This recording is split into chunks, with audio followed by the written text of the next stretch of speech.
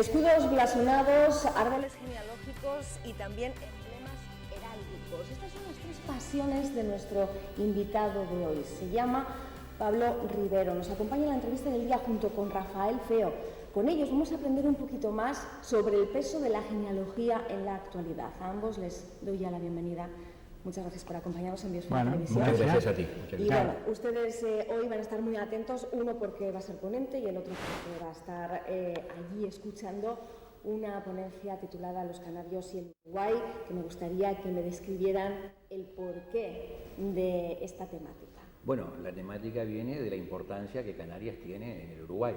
O sea, si partimos de la base de que prácticamente Canarias fue la fundante y los fundadores de lo que hoy es el Uruguay, porque su capital fue fundada justamente con familias canarias. Allá por los años 1726, cuando a lo que era la bahía de Montevideo solamente habían llegado 6 familias provenientes de Buenos Aires, llegan 13 familias provenientes de Canarias y luego, 1729, llegan 25 familias más, que son los que van a constituir el núcleo poblador y la base de la población de lo que hoy es el Uruguay. Así que, Rafael, un hermanamiento inevitable y un recuerdo de esos lazos, no solamente también de los antepasados, sino culturales, porque ambas orillas del océano siguen muy comunicadas en este sentido. Sí, estamos muy hermanados y entonces pues dentro de los encuentros que hemos tenido ya en otro momento, ya hace 12 años, pues queremos celebrar otro hermanamiento entre un antepasado de la familia Feo y yo, que todavía lo conservo, aunque él se llama Rivero, pues circunstancialmente nos hemos encontrado, yo investigando desde Canarias, él desde Uruguay, pues al final nos encontramos en el archivo de Teguise y por ahí empezamos. Y recuerdo que la alegría que le dio precisamente un domingo cuando el cartero le llevó una carta procedente con mi apellido, ¿no? Que había constatado ya por fin, porque escribió hasta el gobierno canario, ¿no? Y además se da la circunstancia de que ambos dos son profesores de historia, Sí, tienen mucho correcto. en común. Tenemos mucho en común. Sí, nuestra especialidad es la historia, sí. ¿Qué sorpresas, qué motivación entraña la genealogía? Mira, yo siempre digo que la genealogía es una enfermedad para la cual no hay vacuna. Después que te metes a investigar, de ahí ya quedaste atrapado y no salís más. Porque además ir haciendo la red de tu familia es como ir armando una especie de novela que no tiene fin, ¿verdad? Porque siempre hay algo más allá, vas a encontrar otro dato, otra información, y es algo realmente apasionante. O sea, a veces hay como cierto descrédito hacia la genealogía porque la gente piensa que genealogía tiene la gente noble o que tú estás armando tu genealogía para encontrar algún antepasado ilustre. Bueno, capaz que es cierto que encontrás algún antepasado ilustre, pero capaz que te encontrás con alguien que no fue tan ilustre, gente muy común, o capaz que te encontrás con algún antepasado malhechor y bueno, lo tuviste y vamos arriba.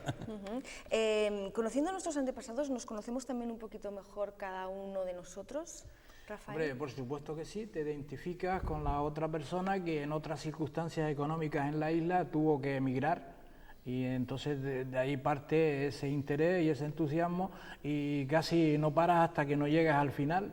Y en esta labor pues ya llevamos muchos años, ¿no? Más de 20 años. En su caso, ¿qué le impulsa a tirar un poco del hilo y deshacer esa madeja?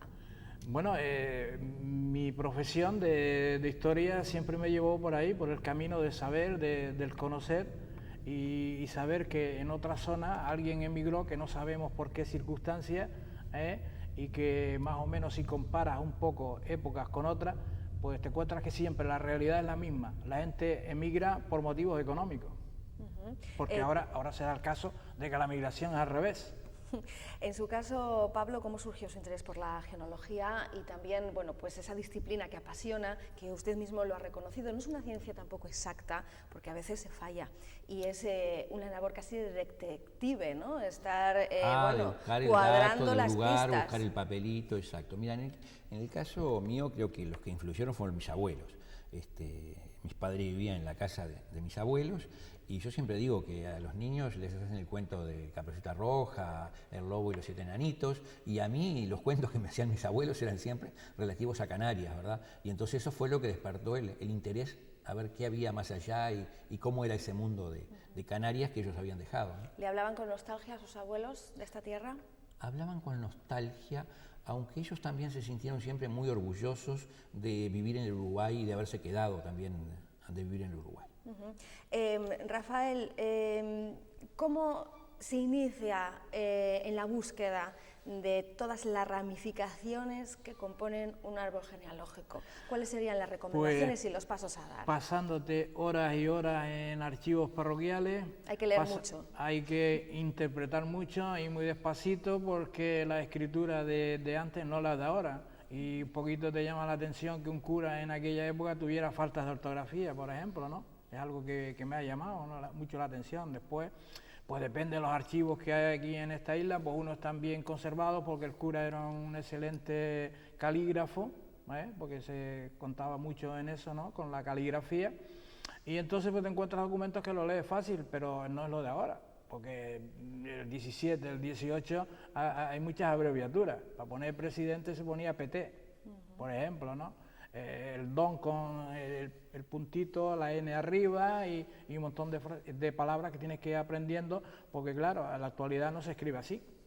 Es decir, que sin un registro civil, sin un archivo parroquial o un archivo municipal, muy complicado, ¿no? Muy complicado, pero olvídate. tampoco vamos a asustar a la gente que se quiere iniciar en la genealogía, porque esa etapa de los archivos sería una segunda etapa o una segunda fase. Primero tenemos la etapa que yo digo en casa. Vamos a hablar con los abuelos, con el tío viejo, con la tía abuela, que nos van a contar sus historias, que nos van a contar sus recuerdos. Vamos a buscar en el archivo de la familia, porque de repente encontramos las escrituras de las tierras, o las escrituras de la casa, o las cartas que en algún momento se enviaron, o las postales. Y bueno, eso es todo parte de lo que es la tradición oral. Después sí, habrá que ir a los archivos para corroborar que todo eso que nos contaron realmente fue así, ¿verdad? Y bueno, ahí empieza la búsqueda en el registro civil, en los archivos parroquiales, en los archivos judiciales, por ejemplo, también en Uruguay son muy importantes, porque si hubo un pleito, si hubo un juicio, los testamentos son riquísimos, porque el testamentario dice hijo de quién es, de dónde era, quiénes son sus hijos, y nos describe cuáles son los bienes que tenía, cómo vivía, por ejemplo. Es algo muy rico el testamento. ¿Cuándo uno sabe que puede parar? Nunca. En la constitución de un árbol genealógico, Nunca. O sea, es un vicio. Es un Sí, vicio, claro, es un claro. vicio, claro. Claro, te lleva al otro, Porque al otro, al otro y al otro. Además, generalmente comenzamos por nuestra propia familia, Claro. pero después llega un momento que ya, y bueno, vamos a ver la fulana de fulano y de fulano, o de algún héroe, y entonces ya te quedas trabajando en todo. ¿Ustedes creen y podrían confirmar que es cierta la frase dime qué apellido tienes y te diré de dónde vienes? No, Porque lo del apellido puede tener, inclusive lo del escudo, por ejemplo, que la gente se va de viaje allá en América, vienen acá a España y se compran un apellido, un escudo con su apellido, y llegan felices y lo colocan encima de la chimenea. Y yo, mirá, le digo, no te quiero desilusionar, pero ese escudo corresponde a alguien que lo usó, que tenía tu mismo apellido, pero de que eso haya pertenecido a alguien de tu familia, hay un abismo. O sea, tenemos que hacer la investigación y ver si encontramos la conexión genealógica con ese escudo, que lo más probable es que no. Sí, mi padre se llama así, y yo, mis hijos y mis nietos seguirán, pero eso no fue siempre así. O sea, que yo en otra época podía ponerme y quitarme el apellido y ponerme uno nuevo, que no era ni de ningún antepasado. Ahora el procedimiento es diferente porque hay que hacer un expediente, ¿no? Yo sé de casos que se han cambiado, por ejemplo, el apellido, pero en otra época era fácil, ¿cómo te llamas? Pues tal, y se pone.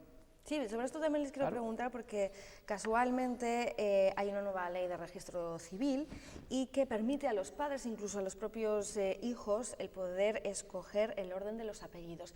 ¿Esto qué les parece a ustedes, como detectives precisamente de genealogía y de constitución Eso de nos esos orígenes? Nos va a complicar mucho la vida a los genealogistas, que ya la tenemos bastante complicada últimamente y la van a tener más los genealogistas en el futuro. No puedo hablar por lo que pasa acá en España, pero sí puedo hablar por lo que pasa en Uruguay. Y, por ejemplo, en el momento actual, cuando el registro de la partida de función no la hace la familia, la hace un funcionario de la empresa fúnebre. Entonces, donde dice casado se ignora, sus padres se ignora, sus abuelos se ignora, hijos se ignora. O sea que los genealogistas que vengan en un futuro la van a tener muy complicada para saber quién era ese señor y poderlo conectar. Y bueno, y con el cambio de apellidos también. Allá esa ley comenzó a regir ahora el 3 de agosto, el matrimonio firma un acta por el cual se comprometen a mantener todos los hijos con el mismo apellido. No sé si acá es igual o no. Aquí no le puedo especificar porque no me conozco la ley al detalle, pero sí es cierto que sobre todo es el orden de los apellidos.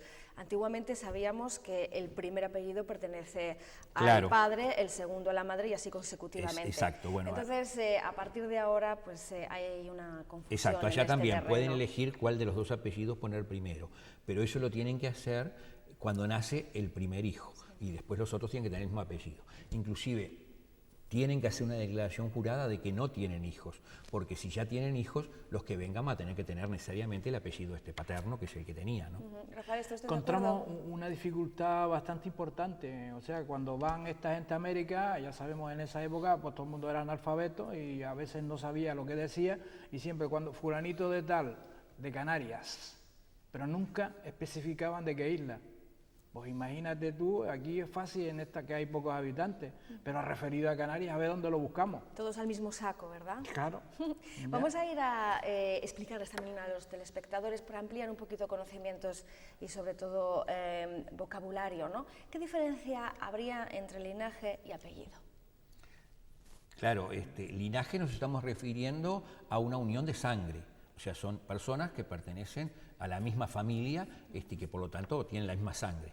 En cambio, apellido, puede haber muchas familias que tengan el mismo apellido que no tienen nada que ver. Y eso se debe a cómo surgieron los apellidos, porque hay apellidos que son patronímicos, el caso de Rodríguez o de Martínez, que derivan del hijo de Rodríguez, del hijo de Martínez, o Pérez, del hijo de Pedro, de Pero, y por lo tanto van a haber tantos apellidos como Pedro o Juan hubieron en su momento. Por aquí tenemos, por ejemplo, el del Pozo, el francés, el inglés, el alemán, pues toda esta gente era precisamente originaria de ese país que no sabía identificarse aquí y que el registro de la persona que se encargaba de apuntarlo, pues como sabía que era alemán, la apunta alemán, porque yo me he encontrado gente que en un país se llama y como su madre era alemana, en Aría tengo un caso que a la hija le pone alemán cuando tenía un apellido precisamente alemán. Qué curioso, ¿no? A veces también un poco simplificar, porque no deja de ser un distintivo. Porque si lo miras en Argentina tiene un apellido, si lo miras en Canarias cuando muere tiene otro. Claro. Más cosas. ¿Qué es un blasón?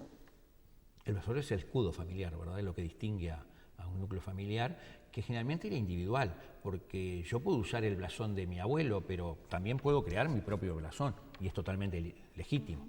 Es decir, que todo el mundo podría tener un blasón. Podría tener su blasón, por supuesto. Y entonces, ¿por qué era antes tan importante? Porque se consideraba más lo que decimos, ¿no?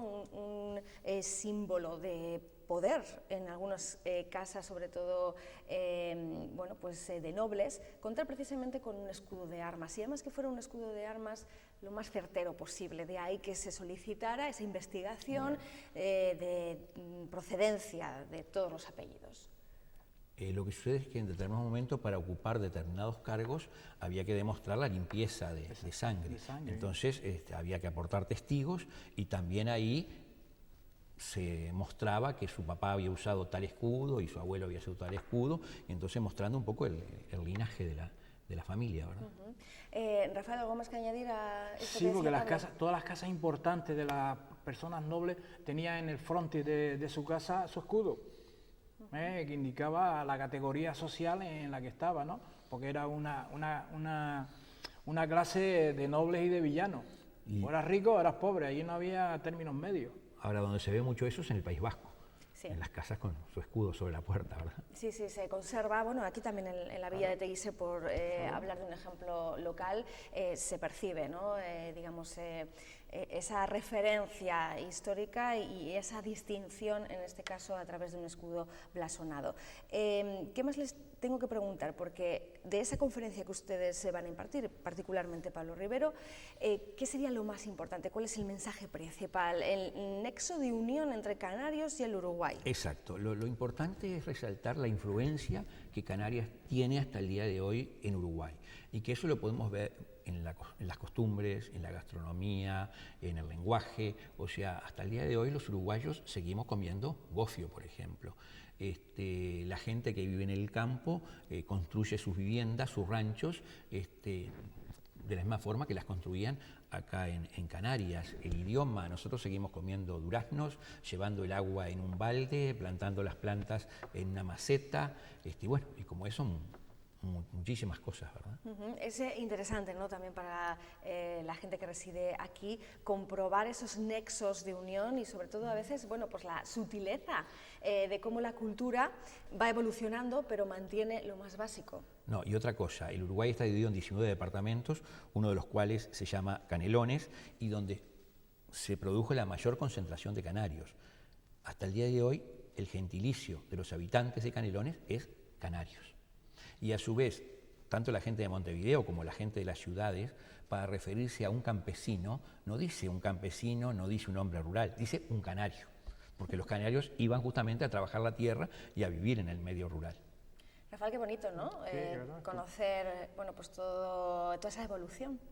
Sí, sí, claro, es que es interesante el intercambio cultural que nos ofrece cualquier tecnología hoy, te ayuda inmediatamente, ¿no? Calcula que, según oía comentar yo a la gente que fue a Buenos Aires y Montevideo, porque no nombraban sino las capitales, nunca el país, pues según comentarios tardaba un mes para llegar.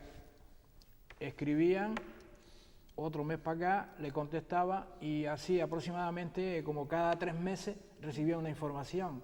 ¿Qué diferencia hoy que en 5 minutos ya tiene allá en San José de Mayo la contestación? Porque casi nos contestamos a veces casi inmediato. Y si demora un rato ya nos ponemos nerviosos. Claro. Volviendo al tema de la heráldica, ¿queda mucho por investigar en esa disciplina?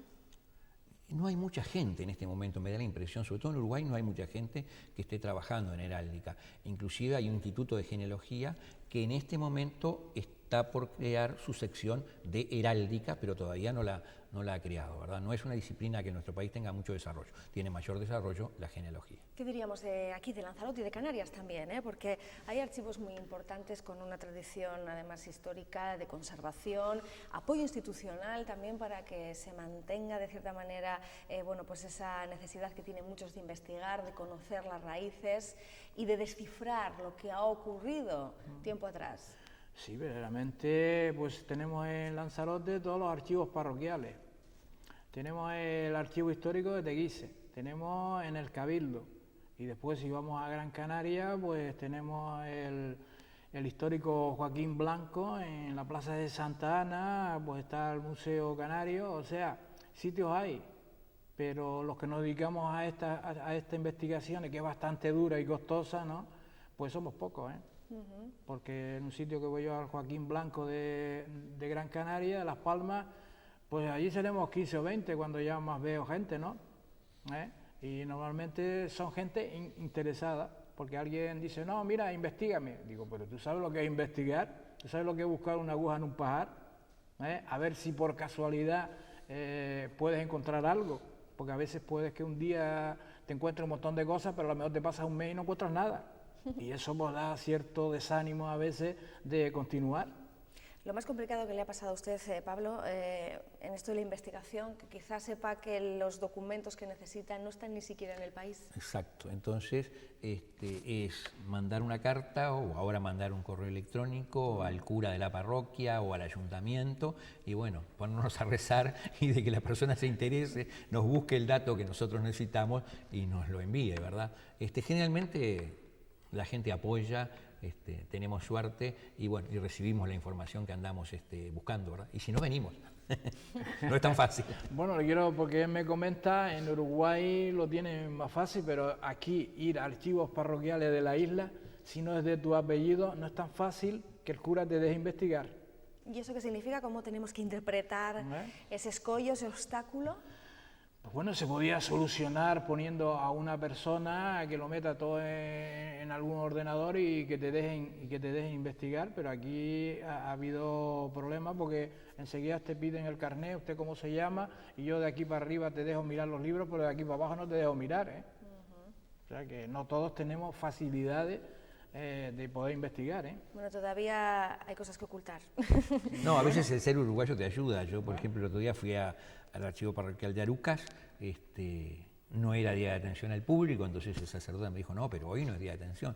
Sí, pero yo soy uruguayo. Bueno, venga la semana que viene. No, pero la semana que viene ya no voy a estar en Arucas. Bueno, conversamos bien, al final miramos los archivos, consultamos lo que queríamos consultar sin ningún tipo de problema. Sí, aquí es muy típico, pero por ejemplo en Arrecife tienes toda la mañana, en el archivo de Arrecife tienes la mañana, pero por ejemplo en las parroquias de los pueblos tienes 1 hora o 2, que tienes que ir un montón de días para investigar, porque eso es tan, tan delicado, tienes que ir tan despacio y tan mirando todo, que vamos, que para investigar te cuesta también bastantes problemas y visitas en el coche al archivo de cada municipio, por eso, porque es que el cura está allí cuando tiene su archivo y es cuando te deja mirar. Bueno, pues mucho esfuerzo, vamos a animar a la gente, vamos a animar a la gente a que se anime, que es muy lindo, que a veces hay en pequeña traba, pero va, todo solucionable y se llega a los archivos y se llega al conocimiento. Yo creo que hay mucha gente interesada en conocer sus antepasados y en investigar sus raíces, lo único que a veces el comenzar, ¿no? El arrancar es lo más complicado. En ocasiones porque no se sabe cómo. Claro. Quizá a lo mejor, bueno, pues con estas conferencias, con talleres, la gente pudiera saber que no es tan complicado ni tan imposible. No, por supuesto que no. Yo es que le he dicho a algunos, porque me han contado historias, digo, tú no vas a la tienda pensando en tu idea para que la dependienta te baje la ropa, el vestido, lo que sea. Tienes tú que darle una idea sobre lo que tú quieres investigar, que el que está allí es una persona que está para atender aquello. Y tú ya cuando vas a un sitio tienes que tener una idea, y si no, pues no vayas. Bueno, pues ya para ir concluyendo, García Pérez, dicen que son los 2 apellidos más comunes en España. ¿Qué decimos de Uruguay? También, sí. García es si vamos a la guía de teléfono, es el apellido más común.